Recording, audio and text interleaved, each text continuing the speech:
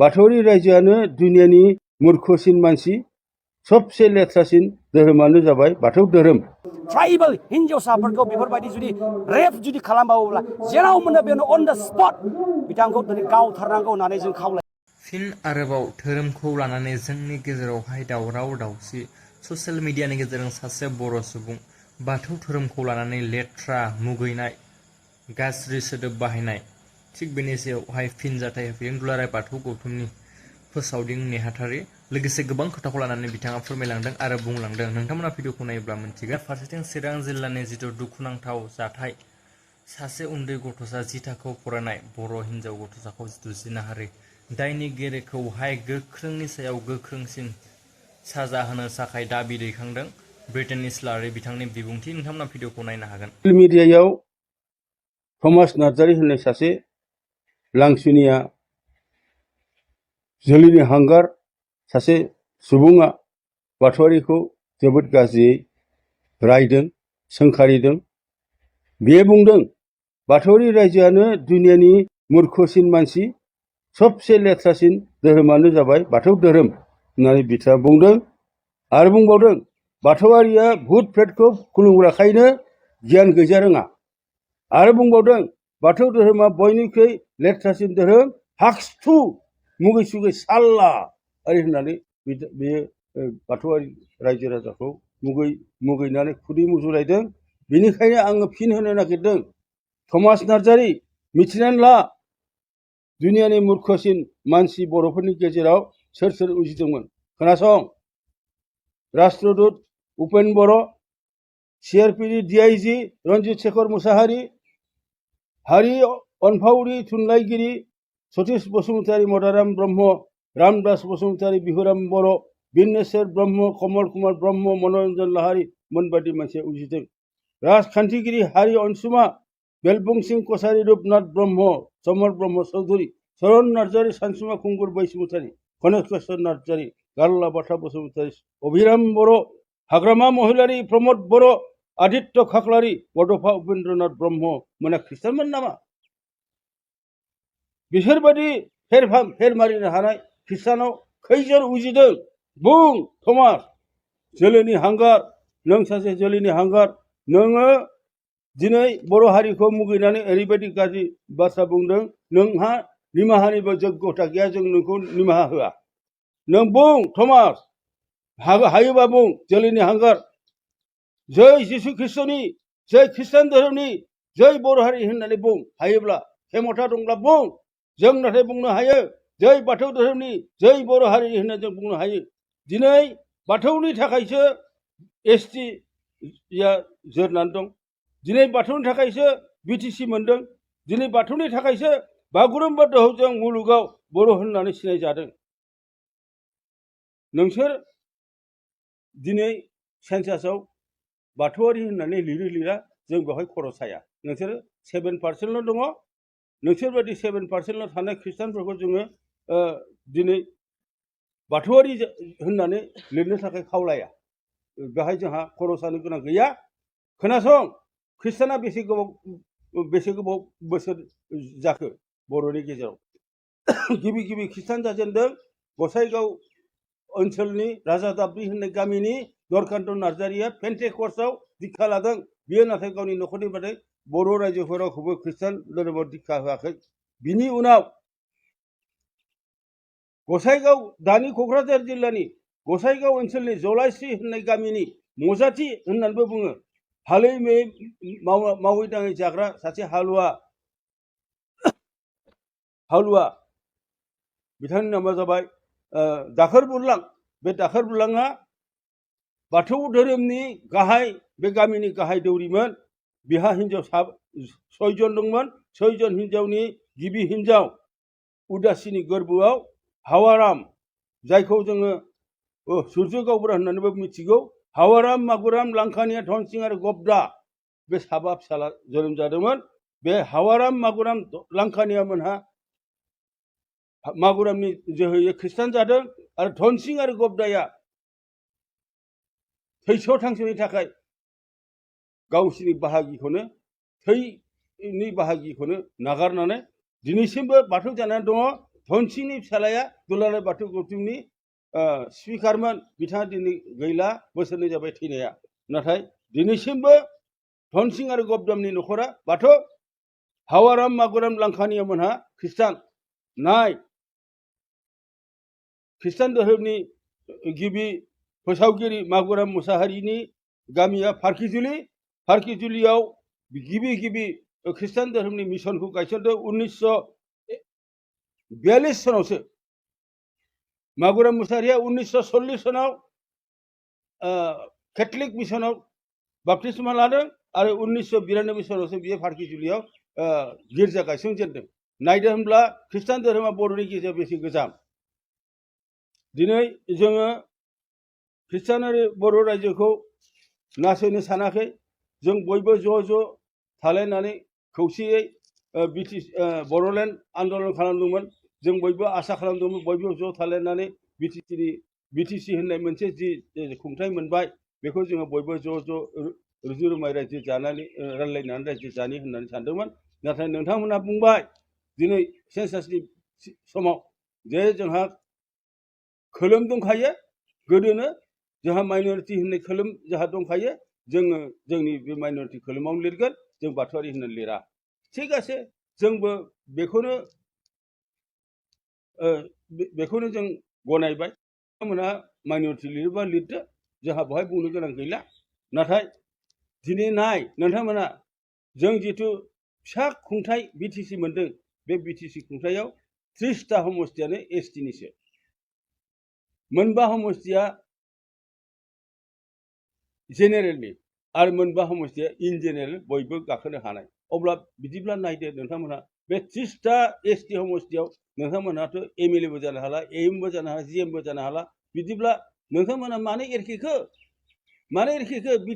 बर'लेण्डनि बे गोदै फिथाइखौ जानायाव मानो एरखेखो जोंथ' नोंथांमोनखौ बिदि एरखे जानो लुबैयाखैमोन ज' थालायनानै रुजु रुमाय रायजो जानोसो सानदोंमोन नोंथांमोना माइनरिटियाव थायोबा थादो खोथा गैया संबिधानाथ' मोनसे जाथिनो मोननै खाबुखौ होआ नोंथांमोना एसटिनिबो खाबु जायो माइनरिटिबो खाबु जायो बेथ' जानो हाया संबिधानाव जेब्लाबो बे मोनथाया थाया नोंथांमोना माइनरिटियाव रेजिस्टार खालामगोन जेला लिरहरगोन जेला माइनरिटियाव थादो एसटिनि फिथाइ मोनथायखौ जानो थाखाय दालुबैखासै बेहायनो आरो फंसे बाथ्रा बुंबावनो नागिरदों आं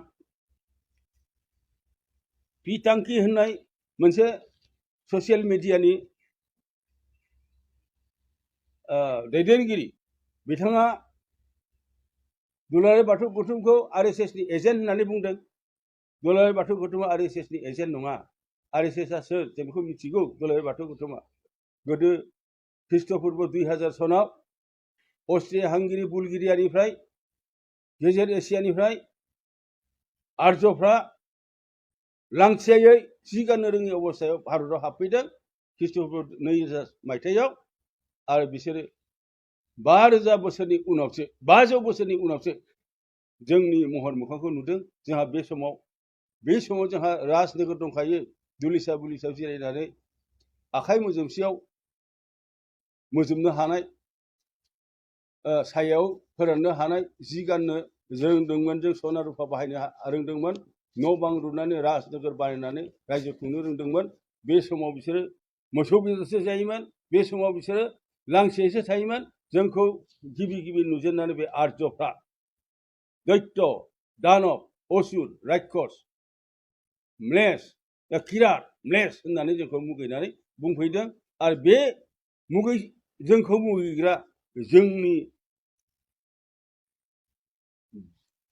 जुग मुगानिफ्राय जोंखौ शत्रु हिसाबै बाहायबोग्रा बे हारिनि बे जाथिनि संगठन नामा जाबाय आरएसएस बे आरएसएसखौ जों मालाबाबो जों गोरबोजों फोथाया आरो बिसोरखौ जोङो मालाबाबो गावनि आंगो होननानै अनसायबोआखै आरो अनसाया नोंथाङा जोंखौ गोरोन्थि साननो नाङा जोङो आरएसएसनि एजेन्ट नङा नोंथाङा गोसोआव दं दिनैनिफ्राय बोसोरबा सिगाङाव आसामनि आरएसएसनि लिडार सत्यरन्जन बराया प्रमद बर'नि अक्सिजेनजों दुलाराय बाथौ गौतम खालामग्रा 2 नम्बर दुलाराय बाथौ गौतमनि लिडार गणेश दैमारिया बाथौआरि आरो ख्रिस्टान बर'नि गेजेराव दाङा हांगामा खालामनो थाखाय मोनसे बिबुंसार होदोंमोन। बे बुंदोंमोन जे ख्रिस्टान बर'फ्रा मोननै सुबिदा लागासिनो संबिजितनि मोनसे माइनरिटिनि मोनसे एसटिनि बे जानो हाया होननानै बिथाङा बुंदोंमोन। आरो बिथाङा आसामावनो बर' बाथौ आरो ख्रिस्टान बाथौनि गेजेराव दाङा हांगामा खालामनो नागिरदोंमोन, जायखौ आं गसंथाना बुंदोंमोन बर' ख्रिस्टानफ्रा गाव गोसो जानानै ख्रिस्टान जायाखै। हिन्दु धोरोमनि अत्याचारनि थाखाय जोंखौ हाजार हाजार मानसिफोरखौ 100 नामबो दीक्षा होनानै सरनिया खालामनानै थेर बेथेर खालामनायनि थाखाय सोरबा ख्रिस्टान सोरबा ब्रह्म सोरबा बायदि धोरोमाव थांनो गोनां जादों। जों इच्छा खालामनाय जों बर' हारिया गुबुन धोरोमाव बारस्लायाखै होननानै आं बे समाव गसंथाना बुंदोंमोन। नोंथाङा बोनानै नायफिन आं बुंनाय बाथ्राखौ नंगौना नङा। दिनै बे जाथाया जोंनाव खालामनो हायैनि बे RSSआ मणिपुराव मैतै आरो कुकिनि गेजेराव दानलाय सुलाय खालामहोगासिनो दं। दिनैबो दानलाय सुलाया जोबाखै। बे जाथायखौ बर'नि गेजेरावसो लाबोनो नागिरदोंमोन। बेनिखायनो जों खावलायो दुलाराय बाथौ गथ'निफ्राय नोंथांमोनहा ख्रिस्टान बर'फ्रा जोंखौ गोरोन्थि साननो नाङा। जोङो नोंथांमोनखौ बाथौआरि जाफैफिन होननानै जों खावलायाखैमोन। नोंथांमोनखौ जों बाथौआरि होननानै लिरनोसो खावलायदोंमोन, बाथौआरि जाफिननांगौ होननानै जों बुङाखैमोन। बर'नि सार्थआव बर'नि थामोनथानि सार्थआव नोंथांमोना बयबो बाथौआरि लिरहरनायमोनबा बर'हा मोनसे क्रेडिट फैगौमोन। नोंथांमोनखौ बेखौसो बुंदोंमोन। नाथाय नोंथांमोना बेखौनो सानबायबा माइनरिटियाव थानो सानबायबा थादो, नोंथांमोननि खोथासै। आरो BTCआव नोंथांमोना EM जानानै मन्त्रि MLA जानानै राजखान्थि बे मुलाम्फाखौ लानो दालोबोसै। जों बयखौबो गोसो गोरबोजों खावलायदों। जोंनि आइ आफा रायजो राजाया जोंहा 87% दंखायो बाथौआरिया, ख्रिस्टाना 7%ल' दं। आरो बेनिफ्राय गुबुन धोरोमाव हाबनाया 10% दं। जों माखासे 10%आव हाबनाय थानाय गुबुन जोंनि बर' रायजोफोरखौ दाबो खावलायो जे नोंथांमोनहा अननानै हायोब्ला बर'नि थामोनथाखौ रैखा खालामनो थाखाय बे खेबनि 2027आव जानो गोनां जिथु सेन्सास बेवहाय बाथौआरि होननानै लिरहरोब्ला बर'नि लाब जागोन होननानै नोंथांमोनखौ बयखौबो आरज गाबना खावलायबाय। दिनैनि जिनाखि नैबे धरना कारज'गिरि लानायखौ जों जोबोद धन्यबाद होयो अर्गानाइजार्सखौ। आरो बेजों लोगोसे जों दिनैनि गेजेरजों नैबे धरनानि गेजेरजों मोनसे मेसेजखौ जों हरनो सानदोंदि जाय दुथांफ्रा जाय रेपिस्टफ्रा दिनैहाय बर' हिन्जावसाखौ जाय गथ'आ दिनै क्लास 10आव फरायनाय गथ' बियो अनलि 16 years 16 बोसोरनि गथ'ल' जादोंमोन। बिथांखौ दिनै रां रुफानि लब जाहोनानै बिथांखौ रुमाव लांनानै बिथांमोना दिनैहाय जिनाहारि खालामदों। 3 मानसिया दिनैहाय बेखौ बलात्कार खालामदों। ओरैबायदि अयनाय खामानि मावदों। बिसोरो मिथिनानैबो सासे ट्राइबेल हिन्जाव होननानै मिथिखानायबो जे बिसोर नयिं बे खामानिखौ मावदों। बेनिखायनो जों मालाबाबो जों सिरियै जों थानो हाया। आरो बर' माहारियारि फरायसा आफादनि जानानै जों बेखौनो जों बुङोदि जाय बिथांमोना जाय 3 बिथांमोनखौ दिनै हमजाबाय बिथांमोनखौ जों नुनो मोनो ससियेल मिडियानि गेजेरजों बिथांमोनखौ आथिङावसो गावदों होननानै सासे आथिं बिसिनि जिनाखि गावजानांगौ बे आथिङाव नङा, बेखौ खर'आव गावनांगौ, गावथारनांगौ। बिथांमोननि जिनाखि साजाया जाहैबाय थैनाय साजा नङाबा बिथांमोनखौ मालाबाबो जों सुख'नो हाया। जास्टिस जों मालाबाबो जों मोननो हानाय नङा। आरो जाय बिथाङा जाय गथ'आ दिनैहाय भुगिनांबाय दङ बेखौहाय आरो रावबो बिथांमोना सुख'नानै होफिननो हाया। बेनिखायनो जोङो दिनै खावलायदों बिथांमोनखौ जुदि जेलाव जुदि हरदोंब्ला बे फासि जानांगौ। फासिनि अनगा बेहा जायगा गैया। मानो होनना बुङोबा रेपिस्टआ खुनु जाथि गैया, खुनु धोरोम गैया। आरो बिथांमोना दिनै बिमा सिनाया, दिनै बिनानाव सिनाया, दिनै बिब' बिनानाव सिनाया बिथांमोना। बिनिखायनो दिनै सिस्टेमा दिनै संसाराव बिथांमोनखौ जायगा होनो नाङा। बिथांमोनखौ जेराव मोनो एनकाउन्टार खालामनांगौ। बेनिखायनो आं खावलायो बर' माहारियारि फरायसा आफादनि जानानै इन फिउचाराव जोंनि सिस्टेमा एडमिनिस्ट्रेसना बेखौ मोनसे एग्जाम्पल सेट खालामनांगौ कि इन फिउचाराव सोरबा बेफोरबायदि ट्राइबेल हिन्जावसाफोरखौ बेफोरबायदि जुदि रेप जुदि खालामबावोब्ला जेराव मोनो बेयावनो अन द स्पट बिथांखौ दिनै गावथारनांगौ होननानै जों खावलायो। आरो जुदि जेलाव जुदि लाङोब्ला आरो जुदि गफिनोब्ला पाब्लिकलि जुदि बेरायनाय नुयोब्ला जों रायजोफ्रा खिन्थु जों बिथांमोनखौ जों हगारनाय नङा। जेराव मोनो जों बेयावनो बेखौ साजा होनाय जागोन। रेप जानाय गथ'नि न'खरनिफ्राय जानाय न'खरनो माबा मोनसे होनांगौ होननानै सानो नंगौ बिथांमोननि न'खराव जों दाख्लै जों थांनानै जों नायहैदों जों जोबोद दुखु मोनदों जों गाबखांदों गोसोजों जों बर' माहारियारि फरायसा आफादनि जानानै जोंनो बर' लाइमोनफ्रा दिनैहाय मानो बेफोरबायदि दिनै भिक्टिम जानांबाय थाखो दिनै मानो जोंनि ट्राइबेल हारिनि ट्राइबेल हिन्जावसाफोरखौल' मानो दिनै नोजोर बोनो नागिरखो आरो जाय बिथांनि न'खराव जों थांदों दिनै जोबोद दुखुथिया दिनै जाबा गाबोन गैया बेबायदि थासारियाव दङ बेनिखायनो जों दिनै खावलायनो सानदों बिथांमोना दिनैहाय सिस्टेमा मा जेबो बुजिनो रोङा जोङो सानदों दि जों दिनै मोनसे मेम'रेन्डाम डिसिनि गेजेरजों जों होनो सानदों दि एट्रसिटि एक्टनि गेजेरजों जाहाथे रिलिफ एन्ड रिहेबिलिटेसनाव जाहाथे सिस्टेमनि बा गभर्नमेन्टनिफ्राय जाहाथे थाबनो थांनानै थानायनि राहा लामाखौ खालामनानै होयो व्यक्तिनोबो आरो व्यक्तिनि न'खरनोबो जाहाथे गभर्नमेन्टआ जेसेबां हायो एसेबां थाब थांना थानायनि मोनसे राहा लामाखौ खालामनानै होयो बर' माहारियारि फरायसा आफादजों जों बेखौ खावलायनाय थाबाय माबायदि जानांगौ दानि थासारिखौ लानानै कलेजाव थांदोंना थाङाखै आरो जुदि हस्टेलाव जुदि थाहैदोंबा हस्टेलाव मा रोखोमै थाहैदों बे नोजोर बोनो नांगौ जों बर' माहारियारि फरायसा आफादनि जानो जों खावलायनो सानो अननानै जोंनि बिमा बिफाफ्रा गाव गावनि फिसाफोरखौ एसे नोजोर बोदो ससियेल मिडियानि गेजेरजों जोबोद गाज्रि जालांनो हमबाय दिनैहाय जोंनि हिन्जावसाफ्रा 1000 थाखा 500 1500 थाखाजों दिनैहाय थगायजागासिनो दङ बिनि थाखाय जों दुखु फोरमायो जाहाथे थाखा फैसाया गिदिर नङा गावनि जिबन जापन दानांगौआसो गिदिर बेनिखायनो जों खावलायो बर' माहारियारि फरायसा आफादनि जानानै जोंबो दायो गामि गामि जों हाबगासिनो दङ बेफोरबायदि जों खोनानो मोनबावदों दि जाय बिथांमोना दिनै फराया बिथांमोनाबो दिनै लजिं थालाबायो होननानै बेफोरबायदि गोदाव सोराव जाहाथे जाया जों खावलायो जोंनि बिमा माहारिफोरखौ जाय गथ'फ्रा दिनैहाय फरायगासिनो दङ जाहाथे मोजां शिक्षाखौ लायो इन फिउचाराव जाहाथे जोंनि बड'लेण्ड रायजोआ दानिया जै माबाय जाहाथे जौगायो